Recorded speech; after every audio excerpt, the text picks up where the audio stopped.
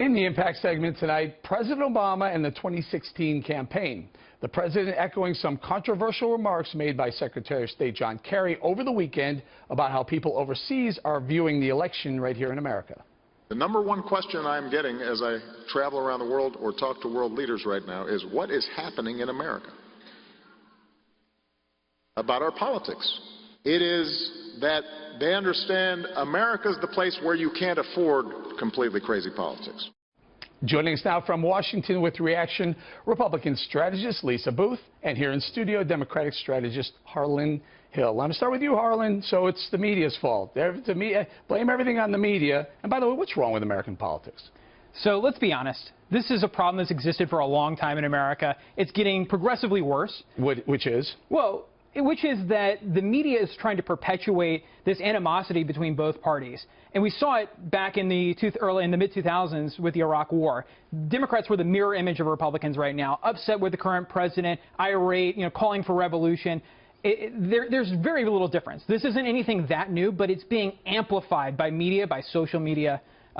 Lisa, well, that's politics, right? It's been going on for ages. It's been going on for 230, 40 years, I think. And Eric, what we're seeing here is a classic example of righteous indignation. And look, if President Obama is concerned about world leaders' viewpoint of America, perhaps he should look in the mirror and do some self-reflection, even just looking at his actions in the wake of the attack of Brussels. Look, Belgium experienced the second worst attack they have seen since World War II, and President Obama proceeded to do the wave with a communist dictator at a baseball game and dance the tango in Argentina. So what message does that send other world leaders? Not only does it represent a naive viewpoint of the war on terror and the threat we face, but it also shows a complete and utter lack of empathy. Let me bring Harlan in. What about, I mean, and by the way, when you blame the media, are you suggesting we shouldn't show those pictures of President Obama doing the wave? Well, Lisa, you're talking about optics.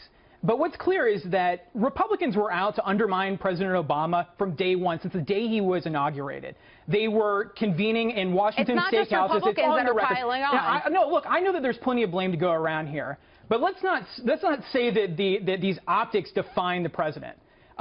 Sure, maybe he should have, left the baseball game. But what we're really talking about here is what the American people are concerned about, which are jobs, the economy. Hey, Harlan, you know what they're also concerned about? They're concerned about terror. Yeah. Remember when there was a beheading, ISIS beheaded an American, and President Obama left his vacation, came to the podium, talked about the beheading. 6 minutes later, he was back on the golf course. And Eric, what kind of message? Who's to blame? You can't blame Republicans for his decisions. This president has kept us safe. It's a fact. There have been small incidents, but when you compare what's happening in Western Europe to the streets of New York, Washington, Boston, we are relatively safe. You can't say that for President George W. Bush. Go ahead, Lisa. The problem here is also what kind of message are we sending our allies when you essentially hand over $100 billion in funding to Iran, who is saying death to America, death to Israel? What kind of message are we sending our allies like Israel? And what I find completely laughable is President Obama has also talked about the divisiveness in American politics. Guess what has happened under his administration? If you look at polling, America and Republicans and Democrats are more divided than they have ever been in the past 2 decades alone. You look at how divided we are economically, racially, trusting government is at an all-time low. Lisa makes a very good point. President Obama ran on many things: income inequality, racial justice, racial fairness, and whatnot. And look at the things that what's occurred. Yeah. Income inequality has widened under President Obama. The race debate in America is worse than when he took over. I'm the first one to concede, I know this makes me unpopular in certain Democratic circles, that this president has been somewhat of a disappointment in many areas. Okay, put that aside. But this derision in American politics right now is nothing new.